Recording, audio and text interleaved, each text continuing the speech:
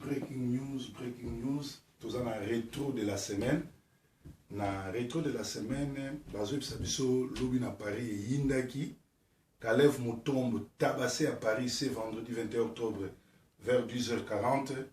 Nous apprenons que l'administrateur général de ANER, Kalev Moutombe, arrivé à Paris ce matin, n'a pas pu échapper à la vigilance des combattants de France. Bien informés sur ces déplacements, d'après des témoins oculaires qui nous informent.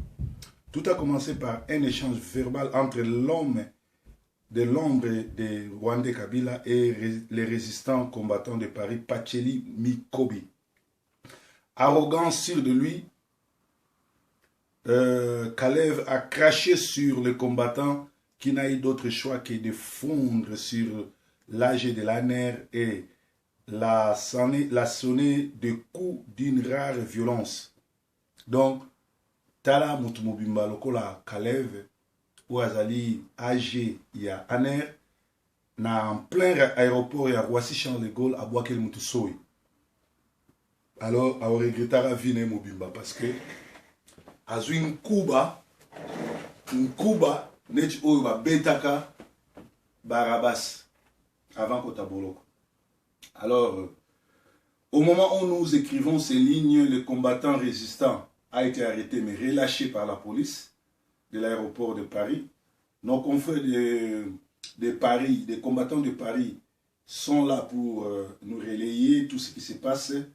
Entre-temps, cette affaire qui rappelle que ces 3 mois dits de sursis pour le gouvernement du Rwandais Kabila pourraient être de plus troubles. Donc, ça, ce sont l'information qui nous vient de Paris. Merci, Nabandekonyo, surtout il y a le monde entier où vous avez un souci que Proverbe 30-30 a une information. Nous savons que nous avons un rétro de la semaine. Rétro de la semaine, nous avons une émission chaque samedi. Parfois, nous avons Maman Bena, nous avons face à face avec Maman Bena ou rétro de la semaine. Mais Mikolo, l'actualité à Moka, ils allaient sur comment tu as Kabila, comment le peuple congolais. Pour être à la sitting Liboso, il y a parlé du peuple Kabila, il y a peut-être face à face na Maman Bena, toujours le Belango mais toujours la leçon. Alors, rétro de la semaine au Mobimba et où les cas, ils ont qui vraiment balobeli mingi accord et abatuchi signé na Kanchachi. Ils ont qui loko la pétrole basupi na moto, mokili Mobimba et boye ango kobanda na ouest, na est, na nord. Donc, les Américains, les Européens, les Africains, les Africains, mais tu as remarqué que combat au Congo, na Kabila, na Kagame, na Rwandais, mais contre toute l'Afrique parce que l'Afrique mobimba est la biso li kopa, batia zoba moko loko la président ya Rwandais, aza la président Congo, pour bango baya pour s'en servir, do ba piara Congo, ba bomara ba Congolais, bazala qui même na boule. Basa la pays na est mais ba congolais na France na bango na réveil na bango na nationalisme na bango ba telemeli yango peut te faire échouer yango coup de chapeau na congolais nyonso ko banda na est ya Congo ba mai ba mouvement nyonso ba lusha na félicité bino pe ba combattant nyonso tout oyo toza na monde ba o bazo sala ba vidéo ba biso to bimana ba marche ba o ba komaka partout félicitations. Parce que tout ça, nous sommes tout téléméli grand complot il y a 21e siècle où il y a Kabola Congo et Kabola Yougoslavie. Mais il va comprendre que non, RDC, Bazavma Ini. Félicitations. Alors, tout le monde qui est dans la rétro de la semaine, les Congolais Koutou, na bakor où il va signer na Kanchach Balobi et Talibango ata Nelo Komokote, Bazo Senaka na Koko Kodjo, Azonga na ye, le Kola Sali Moussa na ye. Si au total, le 19 décembre, ceux qui Kabila, les Rwandais, a sous président Congo. Alors, tout le monde qui semko ou ebimaki na monologue ya Kanchachi, ils ont senga les sous vrai dialogue. Mais na zo comprendre tes places wana, bazo senga vrai dialogue. Na mutu o asali ba crime, asali haute trahison, mutu o mandane komi na suka.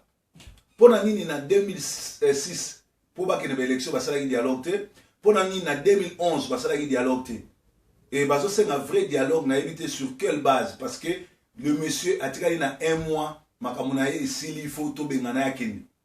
En tout cas, na évité les kamuni ne batami na sima. Alors eloko mosusu oyo tokoki ko retenir na retour de la semaine oyo ezali na semaine oyo ezali que CPI kutu akiti kosala banquête na kin mais Kabila bayebi bien que banda ko boma banda kala banda na tingitingi banda na kombo ya komanda Ipo MONUSCO bazana ba rapport nyonso oyo Kabila asala ba massacre na ye na Vital na Ruberwa na Kagame na Museveni. Alors ce que ça mascarade et talibango Nzambe azanzambe a Congo a rebondela biso parce que biso tozalaka toujours bien na ba voisin na biso mais ba voisin na biso balingi biso likita ngona le to benga Kabila futo kanga ba frontière tout toye baba nani to kotia ba mir ba nani to kotia ba mir de Berlin ba nani to annexer bango lokola ba province ya Congo pe ba nani to kozaka sur na relation na bango te parce que ba lingeli biso likopa tous les 9 voisins pour ba piller biso ba sa biso mabe. Alors, il faut tout vendre de l'ango, tout y va, tout ça. Alors, tout y kaka CPI sala musala nango, tout éviter ce qui est aux peut-être CPI na boule nango, ba na posa ba kanga, na Kagame, na Museveni, na Kanambe, bango 3, Ruberwa y compris, na Vital ensemble, parce que bango Batouana, groupe Batouana, ne batie moto na région ya Grand Lac.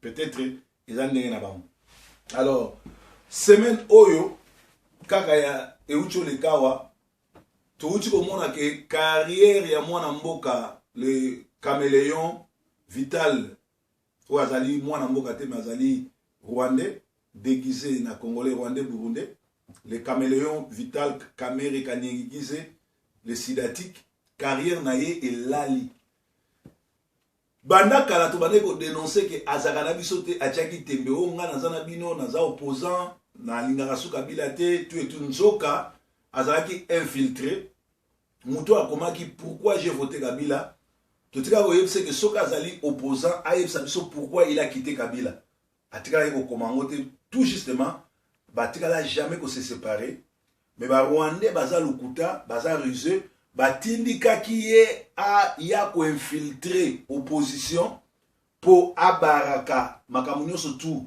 oyo kuzala po bo Kabila pe na moment opportun abima lokola opposant oyo ko signer ba document ko aider Kabila pour na sala coup d'état na ye o balingi basala na ba corps ba auto signer au mokili mobimba était les médias. Donc Vital Kamere en tout cas yena Kabila ndenge ba nzela moko ndenge pe ba okende parce que ba tout ba comprendre ce que aza spion oyo azali pona mabe ya ba congolais aye pona malama ba congolais te lisusu ba masque tombé vieille bungwanda Terminator ba déclaration outi ko sala na ngonga oyo ebomi bankamunyo surtout ya sala ya malamu parce que ya sala pe makama malamu aloba pe makamuso ya malamu mais ce qui ozo sala malamu mabe moko egoiko boma malamu no nyonso batu babimi le 19 le 20 po ba ke no benga na Kabila ya sali vidéo côté le mela bato babima kina organisation entre temps yé Moussa Neka akoma journaliste akoma grand-père raconte et pourtant abosani ke Kengo Adondo akoma 3 fois président ya zalaki na ba faire ezali défaillance na ye ba Rwandais bisingamana bisengemana ba dirigeant Congo comme 10 ans directeur cabinet ya Mobutu ya zalaki donc eloko biso tozo subir le za défaillance ya ba misala lokola ba lokola ba vieille ibu ba saraka entre temps yemoko aboma ba congolais na le 16 février na piqueto marche ya ba chrétien mututu ayebi yango abata maka akoka kobima na milia ba congolais te donc semaine op tu ko remarquer que vieille lubiti vieille kisa ngwanda azalaka na ye na bisote lisusu to moni bana lusha bakendeki sitting liboso ambassade ya ba pays africain eloko kokamwa bakangi bango to éviter bakangi bango pona nini alors zoba ya muzitu auti kokoma po a kosa biso que ye aboya ki na ye ko signer d'accord mais ye alobi aboya ko signer d'accord mais akende ki kuna pona nini nani atindaki ye tanga moni yindi sima bali ko koma que ye aboya ko signer mais to tindaki mutu moko te akelo représenter Congo alors ba musitu na ba gizenga ba mbongo balia ki palu na bango ba eda bana ndeke basala ba réunion ngamo na mutu bandundu na ozape mutu liboso akokanga bango otia bango na boloko parce que baza ba incivique alors tomoni susu na semaine okaka Léon Lubitsch alias Kengo Adondo alakisi ki azalaka ennemi ya ba congolais ye kutu abotami na mama moko ya ndumba ya rwandaise ba botaki na sango moko ya polonais aya na Congo po aza master Mobutu bakola na Mobutu esika moko mais ba pese nationalité congolaise nyanko a travaillé na Congo nso kazaki infiltré donc lelo oyo vraiment namoni batu oyo bazalaki barataki na Belgique basalaki erreur mukolo bazwaki na Belgique il fallait kaka basila na ye tala alaksi motema mane mabe azalaki wana pona ko signer d'accord alors to kamwe ndenge nini mutu oyo azo continuer ko yina Congo donc ezali mawa mingi eza mawa mingi appel ezokota toza obligé ko yamba po ba information yaka ouais maman naza en pleine émission na éviter ce qu'on a eloko roloba ou bien là après 10 minutes après 10 minutes merci alors merci Nabino nyonso to travailler ensemble Nabino ndenge bobenga nga bopesa nga ba information ezaka bien donc tozali na rétro de la semaine où ezali ba information et actualité eleki na semaine parce que le leza samedi alors tolobi été eloko musu tozo tomoni na semaine oyo est marqué semaine elaki ici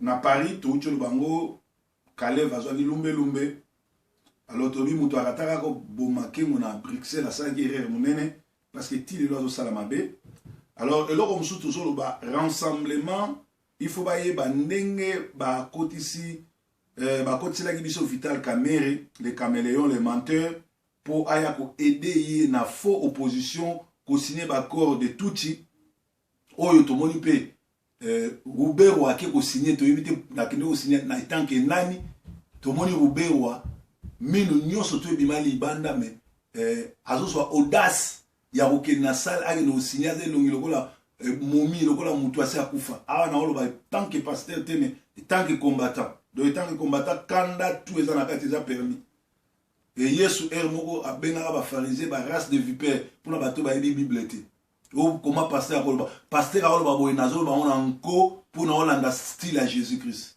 pe na kanda molimo pour na masolo mboka nanga ube waza na face à bato bakufa alokola momi mais akei ko signer ba corps c'est-à-dire ba corps wana ezaki ba congolais té et c'est accord aba tout na Congo alors mutu nyonso tout oyo azalaki wana o juge o nani o membre tozana ba kombo na bino tokodile na bino moko alors tozosenga na rassemblement na masolo o ndenge Vital Kamerhe ndenge tozako yebisa bango ke azana biso te Moïse Katumbi pe aza joker ya Kabila ba largue ye aya kokota na opposition pour lobby a ko servir Kabila lobby a ko servi Kabila. Lobby Moïse Katumbi a ko servi Kabila. Na raison ngeli yango lobby Moïse Katumbi a ko reservi Kabila.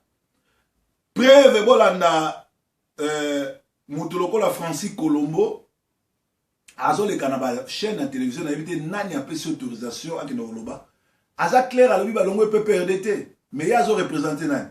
Azo représenter Moïse Katumbi c'est-à-dire balongo PPRDT.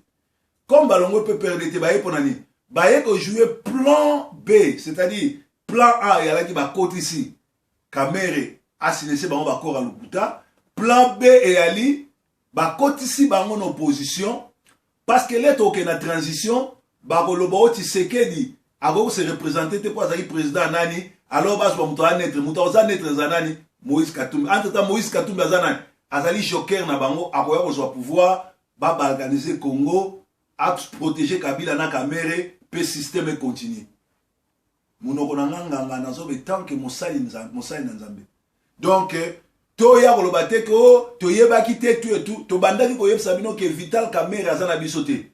Lelo boye ko yeba tina nini Vital Kamerhe azalaki en opposition pour assigner ba document lokola opposant et pourtant ça muta peut perdre. Donc na lingi na yebisa bino to ko travailler te ole libération à la totale, libération à la partielle. Non, tolingi libération totale. Tolingi le tozo libérer mboka na armée na biso ata Rwandais azalate. Na politique na biso, na parti politique aba Rwandais bazalate. Mais tango bino bozo ndima Moïse Katumbi oyo azame mayele mingi te. Azape congolais azana nationalité douteuse. Boye bien nationalité douteuse te me batu tout ba yebi ke azali Zambien, azali Juif, mwasi na ye azali Tutsi. Est-ce bien vous dit que président ya Congo déjà bazo ngabati la bino premier ministre ya Tutsi, ya Uganda Burundi Vital Kamerhe. Boza déjà na président ya Tutsi Kabila. Boza déjà na Sénat boza na Tutsi kisa Kengo Adondo. Ce que vous voyez, la première femme du Congo, à la Tutsi. Entre-temps, Banyamulenge, Bazala, jamais ba Congolais, vous voyez l'histoire, on a bien. Alors, nazo benda bino matoi, nazo benda rassemblement, bokeba, Moïse Katumbi, akosim sabino touche. Ba larguer une opposition, pour aya kosakana biso, pour aya kosim sabino touche. C'est-à-dire, c'est clair que Moïse azaka tilelo, pire Kabila, Kozonga Congo te eza ba na bango bosi bomona wapi mutu oyo akotisi ba mercenaire na mboka mazaki maladi ba bimisi ye libanda ki ne se faire soigner sima bazoloba azonga te. Vital dossier na ye était à biso. Donc ezala ki retour de la semaine na retour de la semaine tout ça clair to l'objectif makamino surtout eleki na Congo était à biso. Ba carrière ya Kabila ya nani ya Vital ya Kengo ya bateau tout basini ba corps ndenge aussi là était à biso pe lisusu to luka koyeba ba vrai congolais za ba nani oyo ba koki koya kokotsa rébellion to kokotsa révolution na Congo. Est-ce que tout ça ba vrai congolais? Est-ce qu'il faut que tu composes na ba Rwandais na ba na nationalité douteuse? Ce qui papa Tshisekedi a yebi masolo wana bien ye aza politicien. Comment azoni babilo kwa ndengwana? Ce qui papa Tshisekedi azoni nga rendre mboka na ye service. Comment ko ndima ba corps ndengwana? Est-ce que ba Twitter ya Jeannette azali koloba ke Tshisekedi azana bango? Vital Kamerhe amutu na bango. Francis Kalombo aza mutu na bango. Moïse Katumbi amutu na bango. Est-ce que ça lukuta tous les intox? En tout cas, semaine ezoya egoyeb sabiso soki makam tozoloba to zakabata lukuta to tozabata solo. Weekend malam tozobunda tolonga kaleva leli lokola mwana muke ye muta tortira rabatu na bakasho na ya aner azulu kutu ndenge ba betaka apolosa na kikwata na seki muke. Breaking news!